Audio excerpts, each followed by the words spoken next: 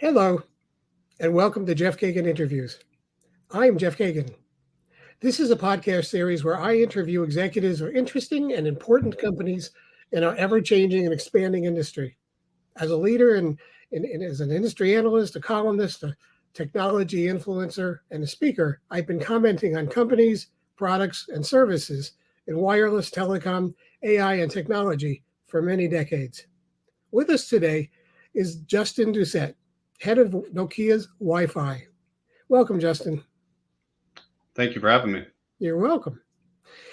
Let's spend a few minutes discussing Nokia, Wi-Fi, and the upcoming Network X 2024 conference, which is being held in Paris on October 8th through 10th.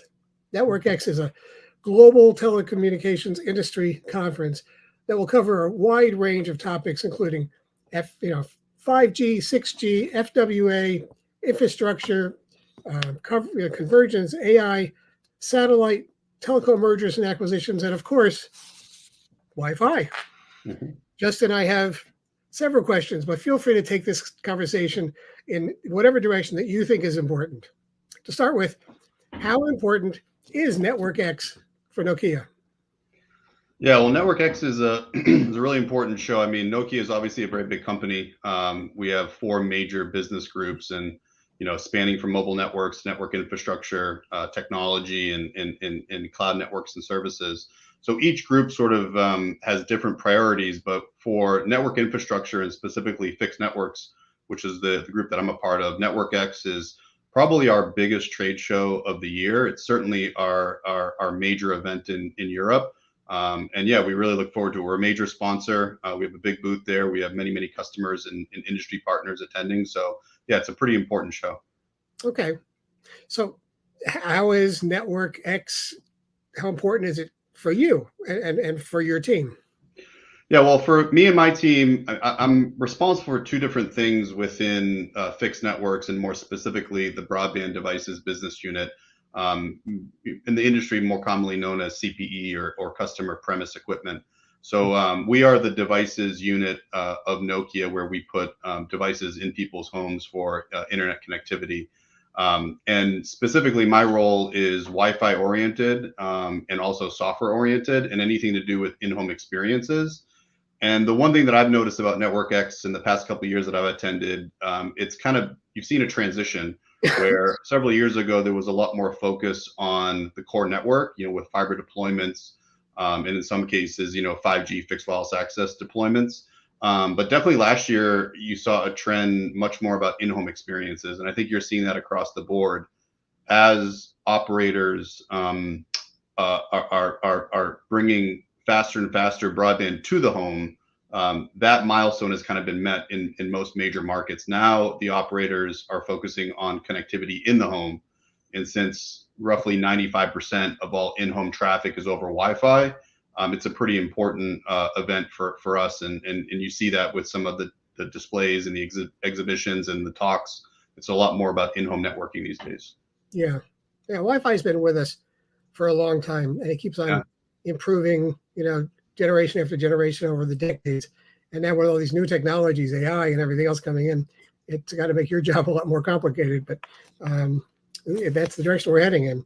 Yeah. So, Wi-Fi has been with us for decades, and it remains important. So what Wi-Fi products will you be showcasing or introducing at Network X? Yeah, so Wi-Fi 7 is the latest IEEE standard that was ratified just last year. And you're seeing more and more products start to roll out. So we will be definitely showcasing our Wi-Fi 7 product line. Our devices unit kind of spans three different areas. We have fiber ONTs that connect to the fiber to the home network. We have fixed wireless access gateways that connect to the 5G fixed wireless access network. And then we have Wi-Fi only devices as well as mesh Wi-Fi. So we'll have Wi-Fi 7 products across all those different devices. I think Nokia is the only company that does have a choice of Wi-Fi 7 products across multiple different types of gateways and mesh devices. So yeah, we're really excited to talk about Wi-Fi 7 and talk about the myriad of devices that we have with that technology. Yeah. I mean, it continues to move forward with Wi-Fi 7, and that the software is very important. So how important, tell us about the software. How important is it within these broadband devices? Yeah, so I have an interesting role, or my role has kind of evolved at Nokia. I've been with the company now for 5 years, and I came on board to drive the Wi-Fi business, to introduce mesh Wi-Fi, introduce a better in-home experience. And what we quickly realized is that the common thread across our different devices division is Wi-Fi, so the technology, the hardware, the chipsets, the connectivity experience of the user. But what we also quickly realized is that having a common software platform across all of our devices is really important for our operator customers, really important for the subscribers. We operate in a B2B2C manner, so we're selling largely to CSPs and telco operators, and then they're putting our products into people's homes. So our focus is really on the consumer experience, but obviously with knowing that there's a business in between us and the consumer. And software has really permeated throughout everything we do. One of the most exciting things we did last year is we announced our Corteca software suite, which is a combination of products that we refined as well as new products that we brought to market. And Corteca is essentially three different things. It's the cloud environment. So we do remote management of devices. We do remote management of Wi-Fi, including optimization, as well as applications. I'll talk about that in a second. But what's really unique about what we do from a cloud perspective is we use 100% industry standards and open source. We don't use any proprietary code to connect the cloud to the device, which is what many operators are asking for, is to not create a walled garden to give me flexibility. So that's what we do on the cloud side. We also put Corteca device software onto the physical devices. So this is the embedded stack, the Linux stack, you could call it, that sits on the device. So that's all been refined and normalized under the Corteca banner. And then the third piece, which is the most exciting and new part, are the applications. So similar to what iOS and Android innovated in the late 2000s in terms of separating the operating system from the application, the CPE industry is going through the same transition where there's no longer a single monolithic firmware that runs on these devices. You actually have an operating system, and then you have applications that sit on top. And this really allows the operator, third-party software developers, ourselves, all folks in the industry to bring new exciting experiences to the end user, whether that be cybersecurity, parental control, smart home, Wi-Fi sensing, VPN services. There's a whole plethora of different services. And by creating this software environment that's scalable and flexible, it really enables third-party developers to create new technology innovations. It allows the operator to bring these innovations more quickly to market. It provides increased revenue opportunities for the operators. It's really a pretty exciting time right now. And I think Network X, you're going to see a lot of talk about software and value-added services and really this whole new environment that the industry has created. That's interesting. So tell me about standardized implementation of broadband. Yeah. It's a really important part of what we do. Like I mentioned, on the cloud side, we implement broadband forums, USP. It's called User Services Platform, otherwise known as TR369 for more techie folks. So our cloud is a USB controller, so it's fully standardized.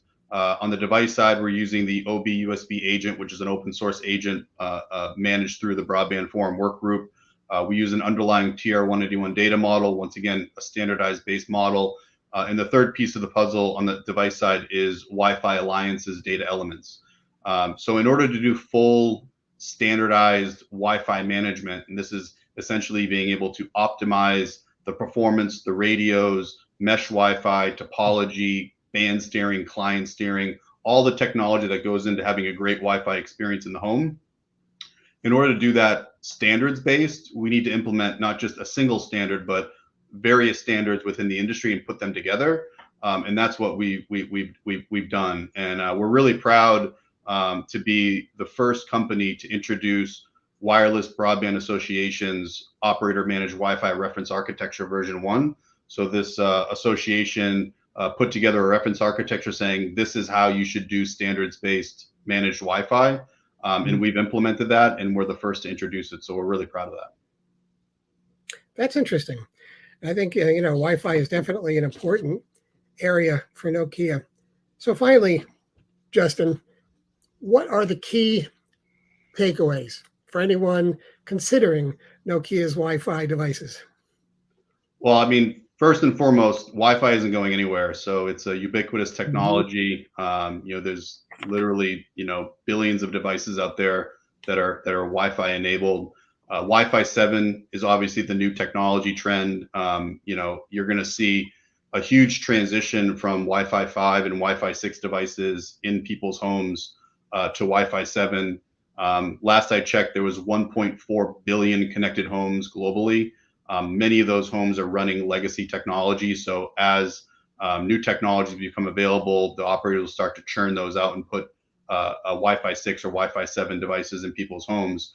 And specifically on the software front, what's going to happen with this kind of transition of hardware in people's homes is you're going to see more and more Wi-Fi 7 devices and more devices that are enabled with this software environment that allows these applications to flourish. So Wi-Fi is definitely not going anywhere, and software and services and value-added capabilities for the operator as well as the end user is kind of the next frontier. I think that's so important for everyone to understand is Wi-Fi isn't going anywhere. It's been with us for a long time, and it keeps continuing to improve generation after generation. And where we are today is not going to be where we're going to be tomorrow. It's going to continue to get better. And so you're in, it's not something that's talked about like AI, like it's one of the brand new technologies that everybody's focusing on, but it's still one of the key core technologies that we all use every day. Well, I'd like to thank you, Justin. And thank you for being with us here today. And I'd like to thank you, the listener, for joining us. And if you'd like to be on Jeff Kagan Interviews as a guest, I invite you to get in touch with me. So until the next time, thank you, Justin. Thank you, everyone. And goodbye.